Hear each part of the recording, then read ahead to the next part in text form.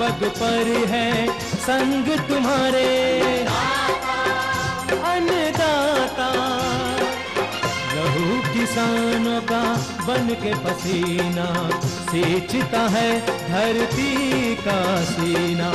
मेहनत का तेरी हक दिलवाने, नई तकनीक नई खोज बताने। पशुधन को गुणवान बनाना, पौध सुरक्षा को सिखलाना, खेती के सब गुर समझाने, भारत का सरताज बनाने। आठों पहर है संग तुम्हारे अन्नदाता अन्नदाता। नमस्कार, मैं हूं नीलू। आप सभी दर्शकों का अन्नदाता कार्यक्रम में स्वागत करती हूं। हर रोज की तरह कार्यक्रम में लेकर आई हूं खेतीबाड़ी से जुड़ी हुई बहुत सी लाभकारी जानकारियां। तो चलिए सबसे पहले देखते हैं क्या है विशेष आज के कार्यक्रम में। शहतूती रेशम पालन करते समय ध्यान देने योग्य जरूरी पहलू। स्ट्रॉ रीपर यंत्र की कार्यप्रणाली और उसकी उपयोगिता पर जानकारी। किसान किस प्रकार से करे समन्वित कीट नियंत्रण।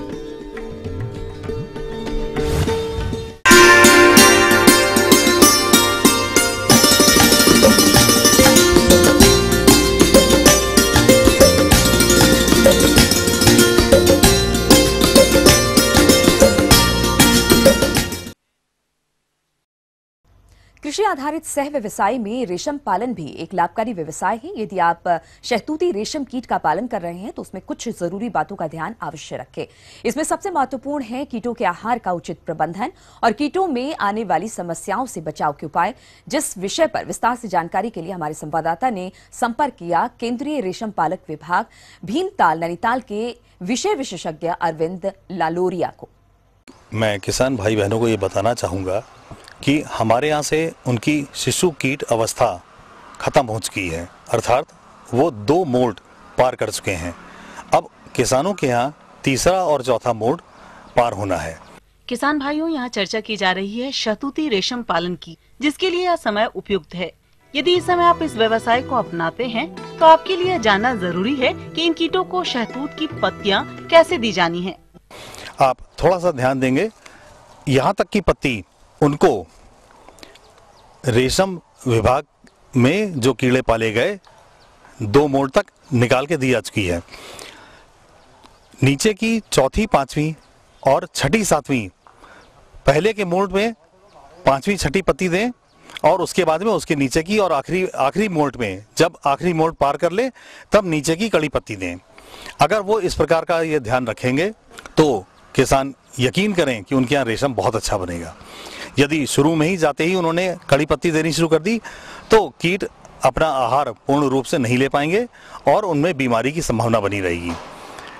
ध्यान रखिए, आपको अपने पेड़ों में से ऊपर की पत्ती छोड़ करके उसके नीचे की पत्ती जहां उपलब्ध है 4-5 पत्ती तक पहले तीसरे मोड के लिए ले लीजिए। इसके बाद की पत्ती नीचे वाली अगले मोड के लिए लीजिए और सबसे नीचे की पत्ती जब कीड़ा पूरी तौर पे पत्ती खाने लग जाए, उसके चारों मोड हो जाएं, आखिरी अवस्था के लिए रखिए। इसको बार बार वैसे बताना इसलिए आवश्यक होता है कि किसान लोग इसमें थोड़ा सा जल्दबाजी के चक्कर में कभी कभी गलत कर लेते हैं।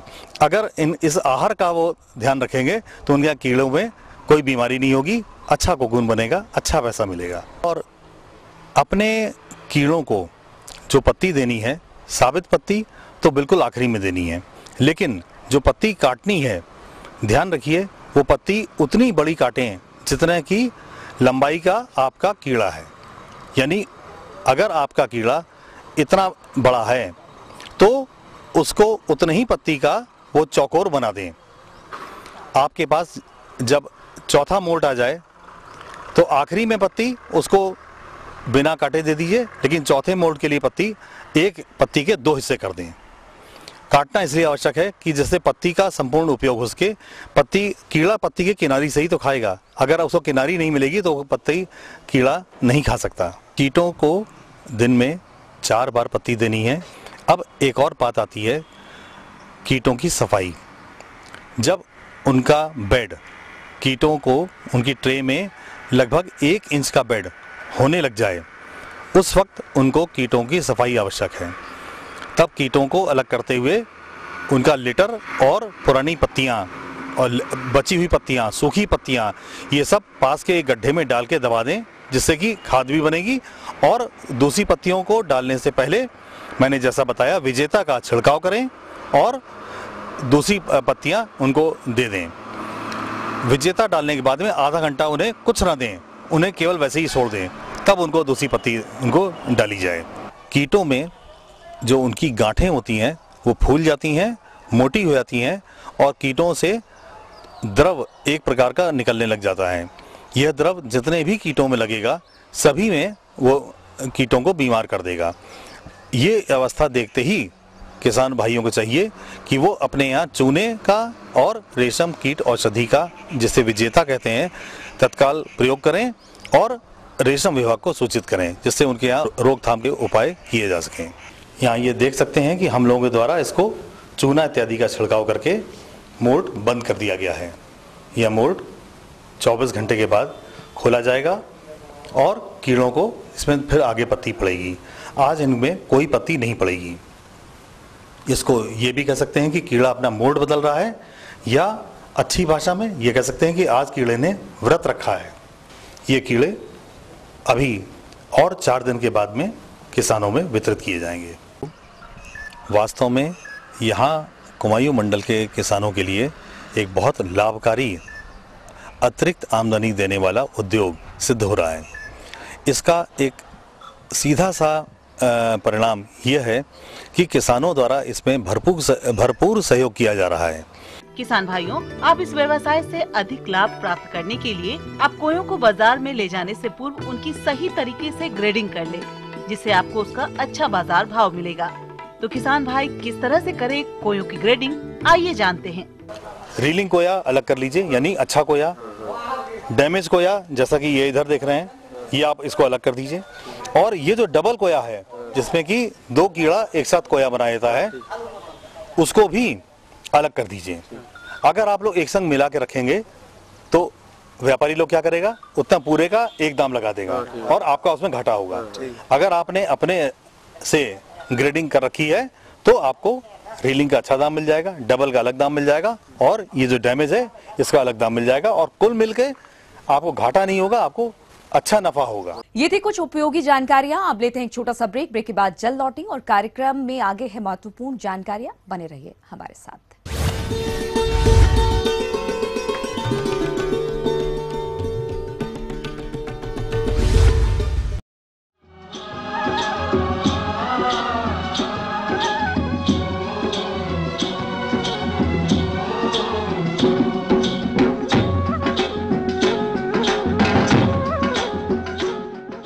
ब्रेक के बाद एक बार फिर से आप सभी दर्शकों का अन्नदाता कार्यक्रम में स्वागत है।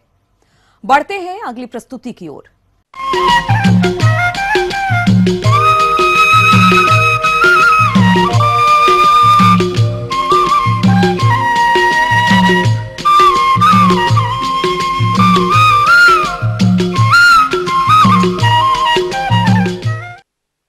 हमारे प्रदेश में इस समय गेहूं की कटाई गहाई का कार्य चल रहा है, लेकिन मजदूरों की समस्या की वजह से बहुत से किसान भाई अपनी कटाई गहाई कंबाइन हार्वेस्टर द्वारा करवाते हैं। इससे कटाई गहाई तो कम समय में हो जाती है, परंतु इससे किसानों को भूसा नहीं मिल पाता, जिससे किसानों के सामने भूसा की समस्या खड़ी हो जाती है।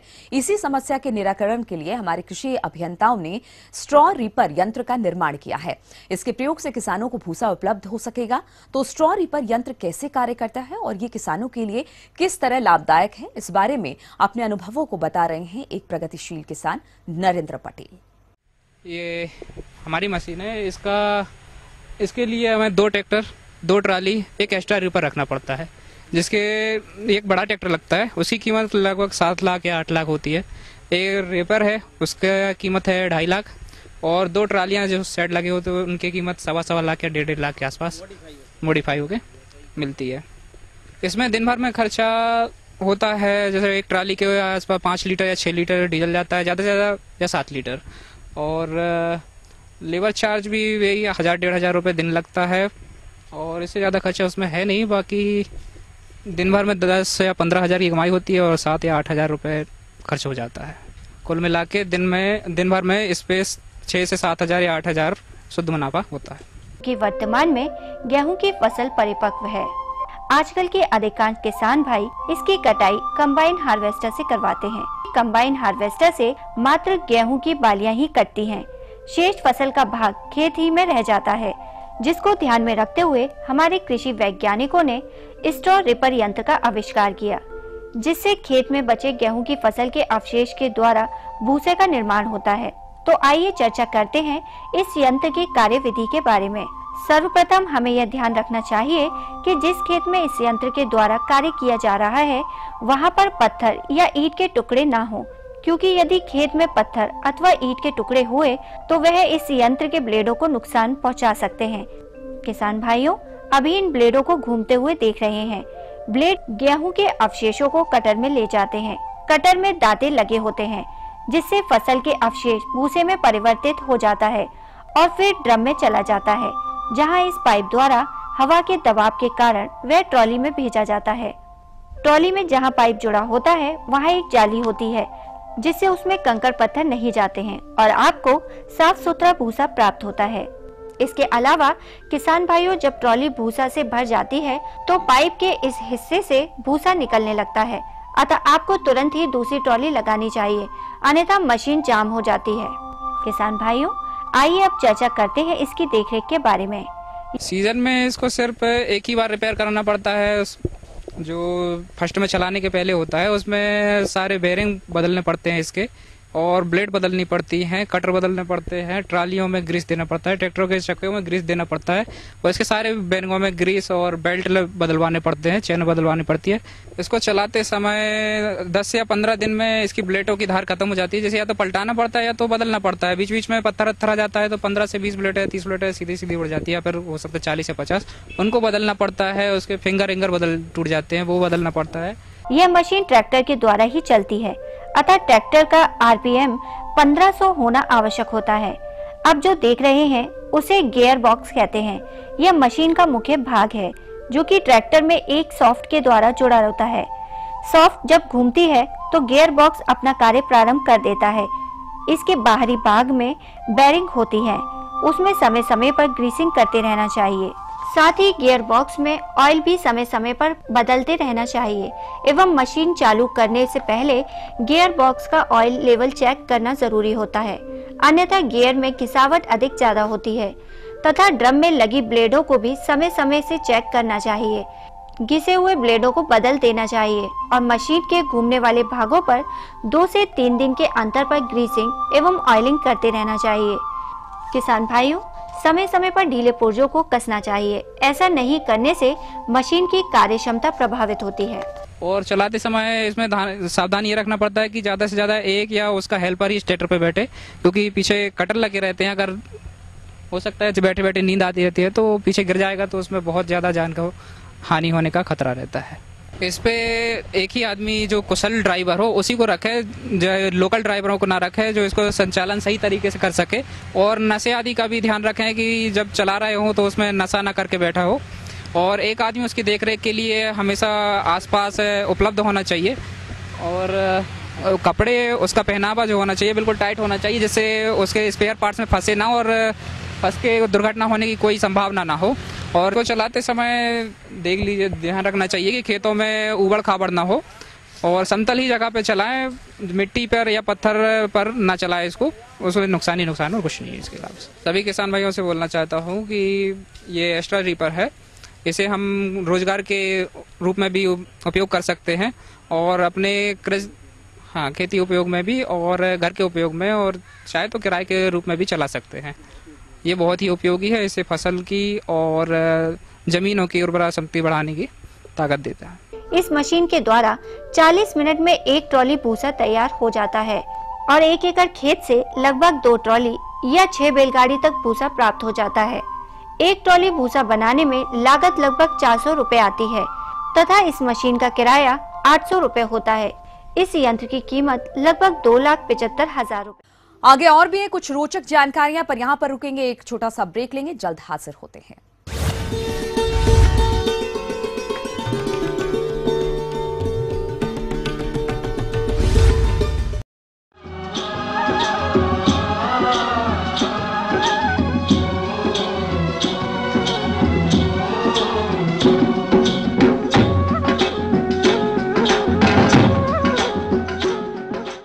ब्रेक के बाद आप सभी दर्शकों का स्वागत है। चलिए अब रुख करते हैं अगली कड़ी की ओर।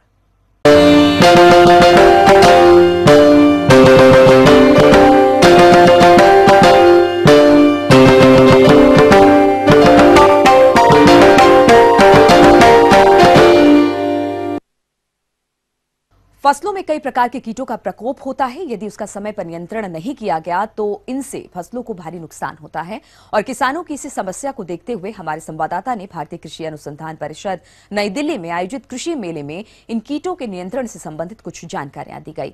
तो ये किस प्रकार से उपयोगी है किसानों के लिए, इस बारे में जानकारी दे रहे हैं कृषि वैज्ञानिक डॉक्टर ओम प्रकाश शर्मा। हमारा ये जो संस्थान है NIPHM, national institute of plant health management, इसमें हम जो जैविक नियंत्रण के जो कीट रोग हैं उनके जैविक नियंत्रण के बारे में जानकारी देते हैं ताकि पेस्टिसाइड का यूज़ किसानों को कम से कम करना पड़े। इसके लिए हमारे जैसे एक ये कंसेप्ट है तो इकोलॉजिकल इंजीनियरिंग का है। इकोलॉजिकल इंजीनियरिंग का मतलब ये है कि भी हम खेत के अंदर इस तरह का एक माहौल या परिस्थितियाँ क्रिएट करें कि जो पेस्टिसाइड यूज़ कम करना पड़े। उसमें लाभदायक कीट को आकर्षित करने के लिए बॉर्डर पे फ्लावरिंग पौधे, फूलों वाले पौधे या ऐसे पौधे जिनके ऊपर ये आकर्षित होते हैं लाभदायक कीट, ऐसे लगाते हैं। ये जो लाभदायक कीट हैं ये फसल पर होने वाले जो हानिकारक कीट हैं उनका नियंत्रण में लाभदायक रहते हैं, उनका नियंत्रण अपने आप करते हैं। ये इसके अंदर क्या है कि ये कुछ जैव नियंत्रण एजेंट है, बायो कंट्रोल एजेंट बोलते हैं इनको। ये हम किसान खुद हैं वो इनका पालन घर पे भी कर सकते हैं। इसके लिए जो बहुत ही कम लागत की जो तकनीक है उनसे किसान जो बायो कंट्रोल एजेंट हैं उनको खुद तैयार कर सकते हैं। इनको तैयार करने में ज़्यादा लागत नहीं आती, बहुत सरल विधि है। ये विधि को हम प्रमोट कर रहे हैं, किसानों को बता रहे हैं इस एग्जीबिशन के माध्यम से। ये जो धान के ऊपर जो लगने वाले विभिन्न प्रकार के कीट हैं उनके नियंत्रण के लिए ये बहुत ही कारगर साबित हो रहे हैं। इसके अलावा दूसरे जो हैं जो बायो कंट्रोल एजेंट हैं, क्राइसोपरला है, ब्रेकॉन है, ये भी हम इनको प्रमोट कर रहे हैं। ये जैव नियंत्रण एजेंट जो किसान खुद तैयार कर सकते हैं। इसके अलावा ये जैसे ट्राइकोग्रामा किलोनिस नाम का है, इसके जो अंडे हैं इनके ट्राइकोकार्ड किसान खुद तैयार कर सकते हैं। ये ट्राइकोग्रामा जैपोनिकम है तो इसको भी एक बायो कंट्रोल एजेंट है, इसको किसान खुद बना सकते हैं तैयार। इसके जो अंडे ट्राइकोकार्ड तैयार करके और इसको खेत के अंदर छोड़ देते हैं, खेत के अंदर किसी पौधे के ऊपर चिपकाएंगे तो उसमें से जो निकलेंगे, जो एडल्ट निकलेंगे, वो दूसरे कीट जो हानिकारक कीट हैं उनके अंडों पर और उनके जो लार्वा हैं उनके ऊपर अंडे दे देंगे। इससे वो रोगग्रस्त होकर ख़त्म हो जाएंगे। इसके अंदर एक हेक्टर में करीब 8 या 10 कार्ड लगाने पड़ेंगे हमें, तो उससे क्या है कि ये ज़्यादा से ज़्यादा संख्या में वो काम करेंगे। ये दूसरा जो है वो बायोपेस्टिसाइड, जो माइक्रोबियल इनोकुलेंट्स हैं, जो सूक्ष्म जीवाणु हैं, उनसे ये तैयार करते हैं। जैसे सूडोमोनास है, बेसिलस है, इनका मदर कल्चर लेके किसान अपने स्तर पर भी की मात्रा बढ़ा सकते हैं, इनकी संख्या बढ़ा सकते हैं, उत्पादन कर सकते हैं। किसान भाई विभिन्न प्रकार के कीटों को लाइट ट्रैप के द्वारा भी आसानी से नियंत्रण कर सकते हैं। तो किस प्रकार से करें लाइट ट्रैप का प्रयोग, आइए जानते हैं। ये एक कम लागत का और पर्यावरण के अनुकूल लाइट ट्रैप है। इसमें लाइट ट्रैप में क्या होता है, साधारण जो लाइट ट्रैप किसान काम में लेते हैं उसमें सभी प्रकार के कीट आकर्षित हो जाते हैं, उनमें लाभदायक कीट भी होते हैं। जो नुकसान करने वाले कीट हैं उनके साथ जो लाभदायक कीट आते हैं वो भी मर जाते हैं इसके अंदर आने से। लेकिन ये लाइट ट्रैप इस प्रकार से विकसित किया गया है कि इसमें जो छेद हैं छोटे छोटे, इनमें से जो लाभदायक कीट होते हैं जो प्राय छोटे साइज के होते हैं वो इससे बाहर आ जाते हैं। इसका मतलब ये हुआ कि जो हानिकारक कीट हैं वो इसके अंदर पकड़े जाएंगे और लाभदायक कीट हैं वो वापस निकल जाएंगे और फसल को बचाने में वो मदद करेंगे। तो ये लाभदायक जो कीटों को बचाने की जो लाइट ट्रैप है ये राष्ट्रीय वनस्पति स्वास्थ्य प्रबंधन संस्थान में विकसित की गई है। इसकी अनुमानित कीमत 1100 रुपये है, तो किसान इसको ले सकते हैं संस्थान से, अपने स्तर भी तैयार कर सकते हैं और चाहें तो राष्ट्रीय वनस्पति स्वास्थ्य प्रबंधन संस्थान से भी संपर्क कर सकते हैं। हमारी फसलों में भूमिगत कीटों का प्रकोप बहुतायत रूप से होता है। यदि इनका समय रहते इन कीटों का नियंत्रण नहीं किया गया तो ये संपूर्ण फसल नष्ट कर देते हैं और किसानों को भारी नुकसान उठाना पड़ता है। ये जो कीट रोगकारी बख्शी सूत्रकृमि है, मतलब सूत्रकृमि या निमेटोड्स जो हैं वो भी जो ज़मीन में लगने वाले कीड़े हैं, जैसे वाइट ग्रब या सफ़ेद लट जिसको बोलते हैं, ये मूंगफली, गन्ना और इनमें बहुत नुकसान करती है। इसको ख़त्म करने के लिए जो रासायनिक जो पेस्टिसाइड हैं उनका अत्यधिक प्रयोग करना पड़ता है, लेकिन हम इस तरीके से निमेटोड के माध्यम से ये जो लटें हैं इनको हम ख़त्म कर सकते हैं। ये जो निमेटोड या सूत्रकृमि है जो लाभदायक एंटोमोपैथोजेनिक निमेटोड बोलते हैं उनको, निमेटोड्स हैं ईपीएन एंटोमोपैथोजेनिक निमेटोड, उनको पानी में घोल बना के और ज़मीन में स्प्रे कर देते हैं। वो क्या करते हैं, इनके जो लटें हैं इनके अंदर चले जाएंगे और उसके कारण ये इसमें बीमारी फैल जाएगी और लट है वहीं ख़त्म हो जाएगी, क्योंकि दवाई से ये लटें ख़त्म नहीं होती हैं, लेकिन जो निमेटोड इनके पेट में जाएंगे उससे ये जल्दी ख़त्म हो जाएंगी। इसलिए किसान स्वयं इसको मल्टीप्लाई कर सकते हैं। ये एक जगह से दूसरी जगह ले जाने के लिए जो वैक्स जो फॉर्म है उसमें इसको लेके जा सकते हैं, क्योंकि निमेटोड को कुछ नमी चाहिए, कुछ पानी चाहिए, अन्यथा वो मर सकते हैं। इसलिए जो नमी रखने के लिए फॉर्म में ले जा सकते हैं। इसके अंदर हज़ारों की संख्या में निमेटोड उपस्थित है। इसके अंदर जो मौत है उसका लार्वा है, उसके अंदर एक बार छोड़ देते हैं, उसी के अंदर वो मल्टीप्लाई हो जाते हैं, ज़्यादा संख्या में बढ़ जाएंगे। फिर उनको अलग करके फिल्टर करके और उसको एक जगह से दूसरी जगह ले जा सकते हैं। बाग बगीचों में ये उन फसलों में काम का है जिन फसलों में जो जड़ों को काटने वाले कीड़े लगते हैं। ये दीमक के लिए भी उपयोगी है और जो सफ़ेद लट है जो जड़ों के लगने वाली सुंडी है उसमें काम आता है। ये जड़ों में लगने वाली सुंडियों को ये निमेटोड हैं ईपीएन, वो अपने आप ख़त्म कर देते हैं उनके पेट में जाकर। किसान भाइयों, इस प्रकार से ये जो जैविक नियंत्रण के जो कीट रोगों के जैविक नियंत्रण से करने के उपाय हैं इनको अपनाएंगे तो लागत भी कम होगी, उत्पादन भी बढ़ेगा और पर्यावरण प्रदूषण भी कम होगा। हमारे किसान भाइयों से अपील है कि राष्ट्रीय वनस्पति संस्थान से आप अधिक जानकारी के लिए संपर्क कर सकते हैं और ये बायो कंट्रोल एजेंट और जैविक तरीके हैं उनको अपनाएं।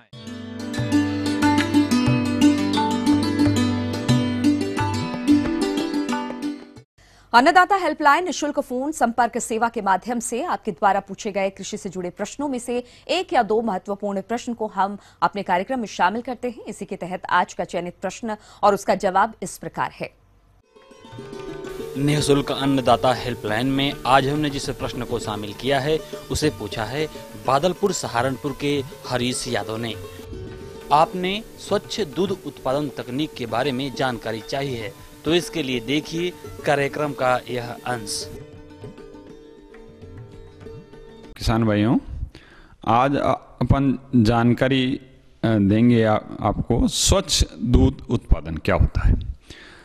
दूध उत्पादन प्रबंधन की एक महत्वपूर्ण प्रक्रिया है तथा स्वच्छ दूध उत्पादन उससे भी महत्वपूर्ण प्रक्रिया है, जो साधारण दूध उत्पादन के ही कुछ बिंदुओं को परिवर्तित करते हुए एकदम स्वच्छ वातावरण में पूरी साफ सफाई बरतते हुए स्वच्छ दूध उत्पादन प्राप्त करके पूर्ण की जा सकती है। अब स्वच्छ दूध किसे कहते हैं? स्वच्छ दूध स्वस्थ पशुओं गाय, भैंस, बकरी से प्राप्त वह दूध होता है जो अच्छी गंध युक्त, धूल, मिट्टी रहित हो तथा जिसमें साधारण जीवाणु बहुत कम मात्रा में व रोगजनक जीवाणु जिनको अपन पैथोजेनिक बैक्टीरिया कहते हैं उसमें अनुपस्थित हो। अब स्वच्छ दूध वह दूध होता है जिसे किसी कपड़े या छननी से छानकर उसकी गंदगी हटा दी जाती है। स्वच्छ दूध जीवन में साथ ही पशुपालक के लिए भी बहुत उपयोगी होता है। अब स्वच्छ दूध उत्पादन पैदा करने के क्या उद्देश्य हैं? अपन क्यों स्वच्छ दूध उत्पादन करते हैं? उसका पहला उद्देश्य है अच्छी गुणवत्ता का दूध प्राप्त करना, बेहतर गुणवत्ता के साथ उसकी अच्छी मात्रा में प्राप्त करना। स्वच्छ दूध उत्पादन से दूध की जो रखने की क्षमता है यानी कीपिंग क्वालिटी, लंबे समय तक उसको खराब नहीं होने से रख सकते हैं। दूध से फैलने वाली बीमारियां को काफी हद तक रोका जा सकता है। इससे अडर यानी जो गाय की या भैंस की गादी जो होती है उसको कोई क्षति नहीं पहुंचती है, क्योंकि इसमें कोई संक्रमण नहीं पहुंच सकता। इससे स्पष्ट है कि स्वच्छ दूध से बेहतर गुणवत्ता के डेयरी प्रोडक्ट जैसे दही, छाछ, घी, मावा, आइसक्रीम, पनीर आदि अच्छी क्वालिटी के बनाए जा सकते हैं। स्वच्छ दूध उत्पादन पशुपालक के लिए बहुत फायदेमंद होता है, जिससे कि उसमें पशुओं से दूसरे पशुओं में रोग नहीं फैलते हैं। दूध को बाजार के समय अधिक जल्दी समय तक पहुंचा सकते हैं और उसकी कीमत भी ज्यादा मिलती है। स्वच्छ दूध उत्पादन में शामिल व्यक्तियों को संतोष एवं लाभ प्राप्त होता है, जिससे पशु साफ सुथरे आरामदायक वातावरण में रहने से आराम से रह सकते हैं। अब इसके उत्पादन की कौन कौन सी विधियां हैं? जिस जानवर से अपन दूध ले रहे हैं उसका स्वास्थ्य सही होना चाहिए, उसे कोई संक्रामक बीमारी नहीं होनी चाहिए और आसपास का वातावरण जो वो साफ सुथरा होना चाहिए। जहां पर अपन दूध निकाल रहे हैं उसके वातावरण साफ सुथरा होना चाहिए। स्वच्छ एवं जो दूध निकालने वाला ग्वाला है उसके हाथ साफ दूसरे धोने हुए होने चाहिए।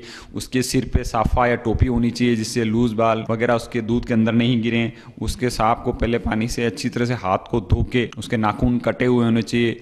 उसको कोई बुरी आदत जैसे नशा करना वगैरह, तंबाकू खाना ऐसी नहीं होनी चाहिए। जानवर पर खुरेरा करना चाहिए, यानी जो एक ब्रश आता है जिससे जो बाल हैं जानवर के उसी दिशा में ऊपर से नीचे की तरफ अपन खुरेरा ब्रश को घुमाते हैं, जिससे कि पशु के शरीर के ऊपर कोई गंदगी होती है या खुले बाल या जो लूज बाल होते हैं वो उस ब्रश से साफ हो जाएंगे तथा पशु के शरीर में जो खून का परिसंचरण है, ब्लड सर्कुलेशन है, वो बढ़ जाता है जानवर में। प्लस उसके जो हाथ है वो जैसे लाल दवा जो कैमेनाफोर होता है पोटेशियम परमंगनेट से, उसके पानी के घोल में उसके हाथ धोने के बाद ही दूध निकालना चाहिए। जिससे कि अगर कई बार जैसे एक थनेलर जो रोग होता है, अगर एक गाय में है और उसी गाय का दूध निकाल यार बिना हाथ धोए, बिना लाल दवा में हाथ धोए अगर दूसरे जानवर को दूध निकालेगा ग्वाला, तो उस जानवर में भी वो बीमारी होने के पूरे चांसेस हो जाते हैं। इसलिए अपन को ये उस दूध निकालने का पहले ध्यान रखना चाहिए। और स्वच्छ दूध निकालने के लिए स्वच्छ जो आदमी है उसी से निकालना चाहिए। प्लस जो दूध निकालने की प्रक्रिया है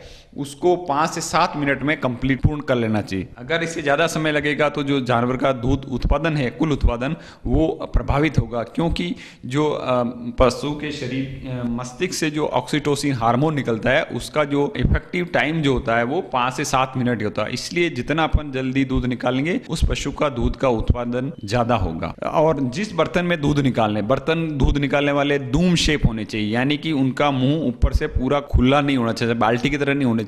जो दूम शेप दूध के बर्तन होते हैं वो दूध निकालने में काम में लेने चाहिए, जिससे कि उनको धोने के बाद वापस अच्छी तरह से सुटेबल पाउडर या डिटर्जेंट पाउडर से धोने के बाद उनको उल्टा सुखा के रखना चाहिए और दोबारा काम में लेने के पहले। और जो फीडिंग है, जानवर को अपन सूखा चारा नहीं खिलाना चाहिए दुहारी के समय, सिर्फ अपन हरा चारा या जो दाना है वो दुहारी के टाइम जानवर को अपन खिला सकते हैं, जिससे कि अपन उसके अंदर चारा दाना का वो कम से कम पार्टिकल वगैरह कम से। और दूध को छानना, यानी दूध धोने के बाद उसको अच्छे मलमल के सूती कपड़े से या फिर छलनी से छानने के बाद ही अपन को काम में लेना चाहिए।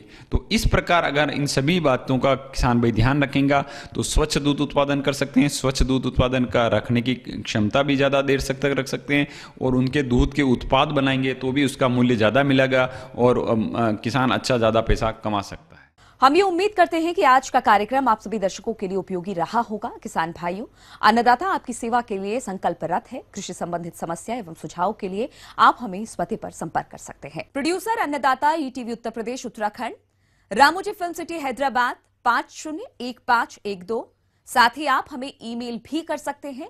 हमारा ईमेल है annadata.up@etv.co.in। इसके अतिरिक्त आप हमें निःशुल्क हेल्पलाइन नंबर 1800108459 पर भी सोमवार से शनिवार सुबह 10 से शाम 4 बजे तक के बीच संपर्क कर सकते हैं। अब आइए देखते हैं कल दिखाए जाने वाले कार्यक्रम की मुख्य झलकियां। गेहूं की कटाई और कटाई के बाद के प्रबंधनों पर जानकारी, टमाटर की फसल में फल बनने की अवस्था पर किए जाने वाले आवश्यक प्रबंधन। फिलहाल अन्नदाता की पूरी टीम को दीजिए इजाजत। कल फिर इसी समय आपसे मुलाकात होगी कृषि संबंधी कुछ और महत्वपूर्ण जानकारियों के साथ। तब तक के लिए नमस्कार।